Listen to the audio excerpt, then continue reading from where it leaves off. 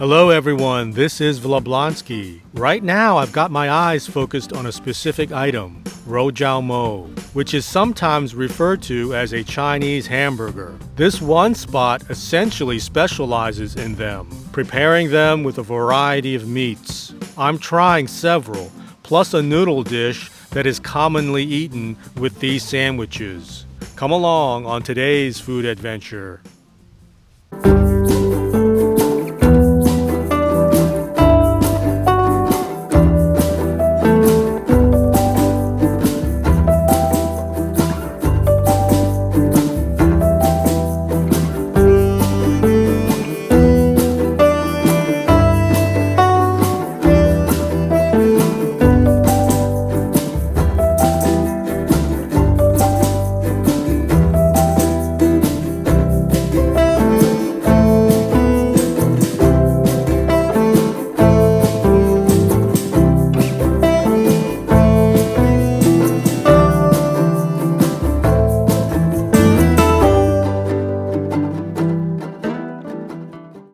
Hello again, ladies and gentlemen. Today I'm in Rockville, Maryland, and some people call this the unofficial Chinatown of the Washington, D.C. area. I'm in Montgomery County, northwest of Washington, D.C., and there's a lot of Chinese food here. And today I went to a so-called food hall. It's very small though. It's called Domoishi, I think that's how you pronounce it. And they have several vendors that you can patronize, and it's all at one counter. They have poke bowls and bubble tea and ramen and Xi'An food, and that's what I focused on, the Xi'An food. And the menu is dominated by so-called Chinese hamburgers, roujiamo. Basically, they have various meats that you can stuff in something they call a crispy bun, and it's traditionally with stewed pork. I got that, and I got some other ones too that I'm going to show you. The first one is the traditional stewed pork. I mean, it has a flakiness about it, a layered flakiness. It's kind of like croissant layers almost.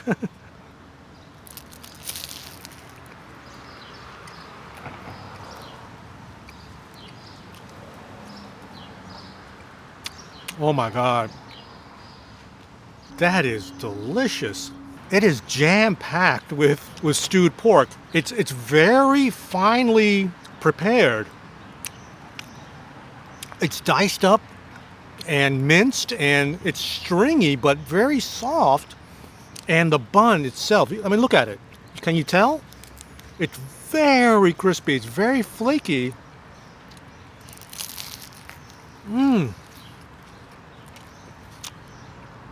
Wow.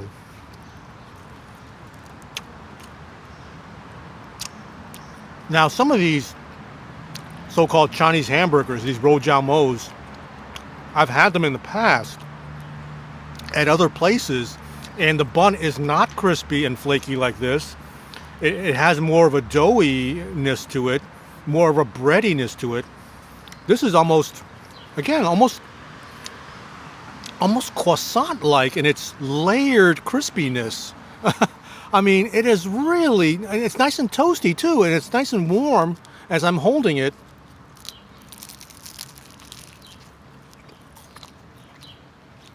And that is a very generous helping of meat. Wow, it's soft stewed pork. It's not bland at all, this pork. I mean, it's very savory and very delicious. It has a very characteristic stewed Chinese flavor to it. The bread, it's enclosed. It's like a pita, basically. You stuff the meat into it, and there is no a bottom opening so that the meat and the juices can leak out. It's actually self-contained. It's like a pita, basically, like a falafel sandwich if you were to order that in, in Mediterranean cuisine. Wow.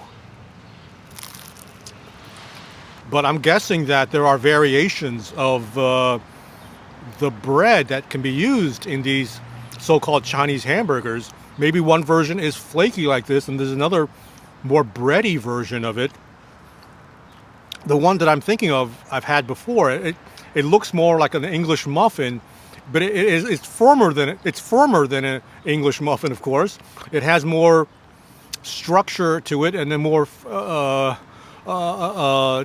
firmness about it than an English muffin, which is more soft and much more flimsy, but it has that kind of vague English muffin appearance to it. That's how I think of it. But this one is not like that, and this one I prefer it like this because it's crispy, and so you have another dimension to the sandwich, to this so-called Chinese hamburger. Wow.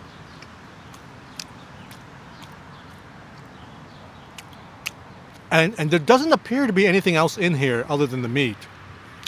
And again, I'm wondering what else is usually there in terms of maybe some herbs, something to go along with the meat.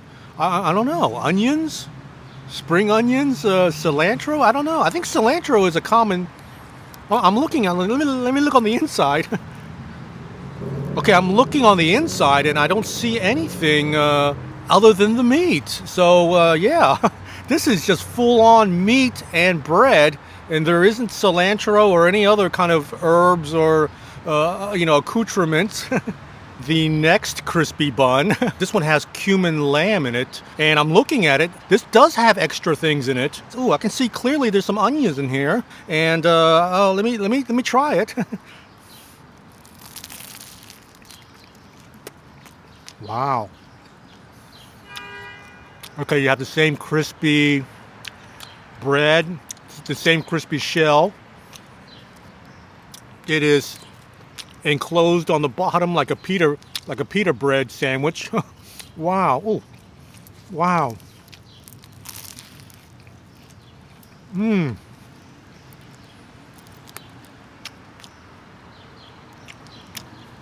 Wow, that's good. But let me take a few extra bites before I comment.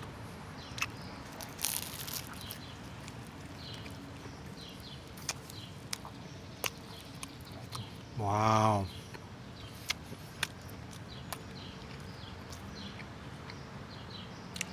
Ladies and gentlemen, this is another winning crispy bun. The lamb, the cumin lamb, is really tender and really flavorful, and it's so good. It has a really rich cumin flavor. It's not that spicy. There is a little kick and spice to it. Of course, it's cumin, cumin lamb. I mean, it always has some spiciness to it. It's not overbearing. The spice level just complements the meat, and it really accentuates the meat. Wow. I'm looking at it now. There's some green stuff in here. What is that green stuff? Ooh, looks like chili peppers. Looks like there's some sesame seeds in there too. Wow. This is really good. And again, that crispy shell, that crispy bread is so flaky. I mean, when I bite down on it, flaky layers come off of it. I mean, it's shedding flaky layers as I'm biting into it. Each crispy bun comes wrapped in a foiled wrapper, so it has a very individualized and nice looking bag that it comes in. This is my last crispy bun. This is the black pepper beef crispy bun, and ooh, you can see seasoned strips of beef on the inside of this bun. Again, it's another crispy pita-like bun.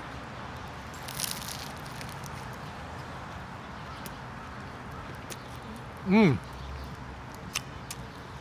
Wow. Wow.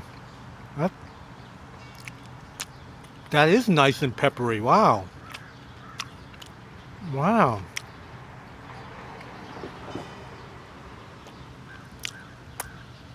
Nice and beefy too. Wow. I mean, they are not playing around with regards to the pepper. It is very liberally seasoned with pepper. Wow, and a lot of onions and chili peppers. It's bringing some heat, and it's very juicy. This is not dried out beef in the least. Don't worry about that. I mean, this is really juicy beef.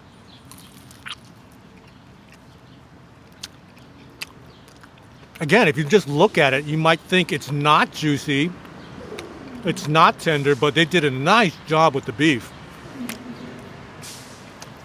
And this one has onions in it, and it has more onions really than the cumin lamb did, and it's a nice complement to the beef.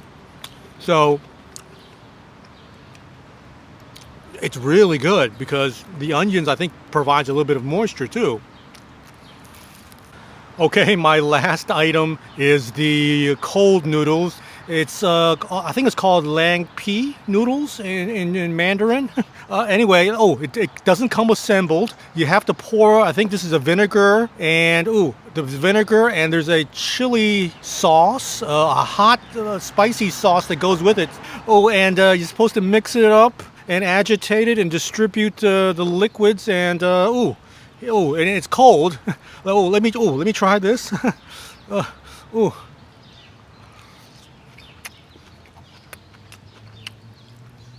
So it's supposed to have a sour spiciness to it, and maybe a sesame flavor. And it's served cold or at room temperature.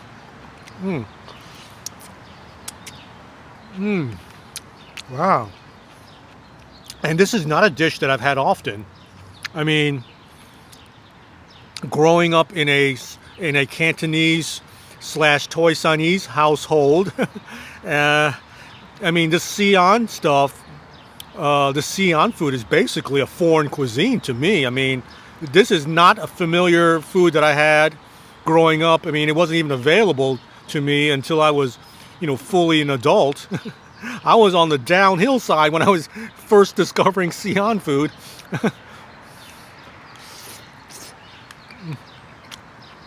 In terms of the texture, it has a firmness and a bounciness to it, which is what you want. And yeah, it is refreshing.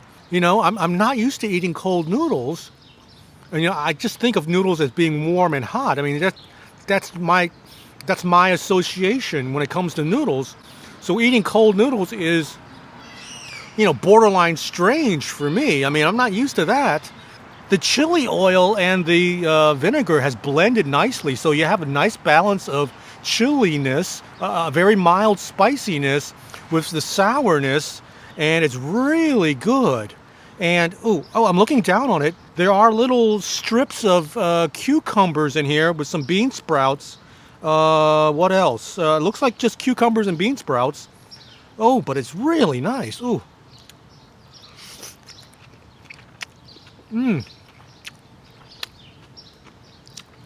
Wow, this is refreshingly delicious.